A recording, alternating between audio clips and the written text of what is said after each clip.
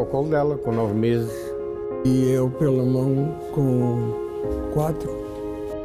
Caiu para o lado morta, pronto. E assim ficou a Catarina.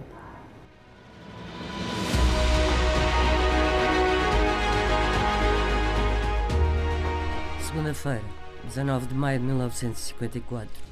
Os campos estão prontos para a ceifa, mas aquele não era um dia normal. As mulheres de Baleizão acordaram decididas a mudar o rumo das suas vidas, a acabar com uma história antiga de exploração. No Portugal de Salazar, o Alentejo é um caldeirão político. A bem ou a mal, os proprietários enriquecem. É o Partido Comunista Português, fortemente implantado, sobretudo a sul do Guadiana, que dá gás à luta do campesinato. Naquela manhã, sem pão para os filhos, as mulheres de Baleizão recusam ir para o campo. Mas o Estado Novo não tolera revoltas. Às 9 da manhã, a guarda trava o passo das mulheres. O regime não quer saber da miséria em que vive. Entre tiros, 14 ceifeiras avançam na direção dos militares. À frente, vai Catarina Eufémia. Morava ali mesmo ao pé de mim, do outro lado. Era boa senhora, era boa rapariga. Uma mulher de respeito, uma boa senhora.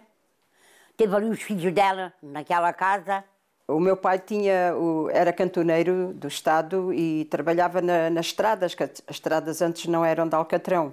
Era aquela terra que se punha para tapar os buracos e era isso. E o meu pai era isso que fazia na altura. Entretanto, a minha mãe ficava connosco, nós éramos 3. O meu pai disse que era uma pessoa que tinha um caráter forte, que era uma mulher que tinha caráter, forte, gostava de enfrentar os problemas. A minha mãe, ela por si já era um bocado revolucionária porque estava a trabalhar, queria trabalhar para dar de comer aos filhos. Mas o sonho de escapar à fome foi passaporte para a morte. A metralhadora era aqui deste tamanho. Pus a arma por um animal de ela. Acho que ele que lhe deu ainda uma chapada e ele que lhe disse que antes que me estejas a bater, mata-me a mim e ao meu filho. E então foi na altura que ele levanta a criança e pimba, e pega-lhe 3 tiros à queima-roupa. E ela, pronto, não tinha hipótese de sobreviver. Caiu para o lado morta, pronto. E assim ficou a Catarina. O meu irmão e eu colocou 9 meses. E ele, o que é que faz? Encostou a arma ao peito da minha mãe. Matou. E matou, não é? Com 3 tiros é difícil sobreviver, não é?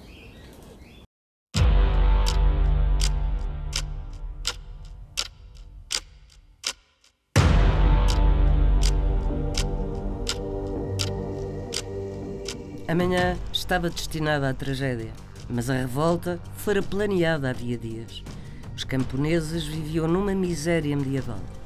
Trabalha-se do nascer ao pôr do sol, com pouco mais que nada para comer. Hoje, velhas ceifeiras fazem a crónica da época. Abalámos daqui às 3 da manhã, para chegarmos lá antes do sol nascer, para começarmos a ceifar. Aqui era um rego de trigo e aqui outro rego de trigo, e a gente ia com o fosso, íamos ceifando, enrolava-se, fazia-se tirava-se assim umas espigas de trigo e enrolava-se, ceifava-se outra manchinha e íamos pondo assim as manchinhas. E os homens vinham atrás da gente atando. Era uma vida dura, pois. Não havia dinheiro, mas comia-se mal. Eu gostava muito de pão com figos. E as minhas irmãs gostavam mais com linguiça. E a minha mãe ia comprar, e era assim um nosso trato à noite, ou umas sopinhas, ou um feijanito. Às vezes que a gente, para dar umas filhos, a gente não tinha. Catarina sonha outro mundo. Filha de camponeses, começara a trabalhar ainda menina. Não sabia ler nem escrever. É um namoro com António do Carmo, um cantoneiro conhecido por Carmona, que a tira da escuridão. Na casa do homem, a cartilha marxista-leninista entrara muito cedo. O meu pai, o meu avô Adolfo, era terrível, tanto que ele foi o primeiro homem ao lado de Balizão a ser preso. O meu avô paterno teve preso e sabiam que o meu avô Adolfo era uma pessoa revoltada e prenderam-no porque certamente tinham lá, por eles, tinham razões para isso, senão não o prenderam. E ele mesmo assim ainda teve 2 anos em Peniche, preso. E o meu pai tinha essas informações todas, porque o meu pai já, desde pequeno, seguia os passos do meu avô, as ideias do meu avô. Então o meu pai tinha muito conhecimento de tudo o que andava à sua volta, e então era uma pessoa revoltada. Levava aquelas infusas e em vez de levar água, não levava água, levava papéis. Levava papéis, mas identificando com o Partido Comunista Português. O meu pai reunia com eles, reuniam não sei onde, lá no campo ou qualquer coisa, e o meu pai dava esses para a minha mãe levar quando fosse a água, para fazerem que iam à água, e depois distribuíam os panfletos. A arquitetura da sociedade portuguesa mantém-se inalterável. Na base da pirâmide cabia toda a gente. Já no topo, a coisa era bem diferente. O atraso do país era politicamente voluntário. No Alentejo, as greves sucedem-se. 2 meses antes da revolta das ceifeiras de Baleizão, o Camponês, um jornal clandestino do PCP, incita os camponeses a exigirem melhores jornas. As camponesas revêem-se naquelas palavras. No sábado, quando largam a faina, avisam o feitor. Ou lhes pagam mais, ou elas largam a ceifa. Mas o patrão, Fernando Nunes Ribeiro, não cede à afronta e contrata ceifeiras de outra povoação. A notícia cai como uma bomba em Baleizão.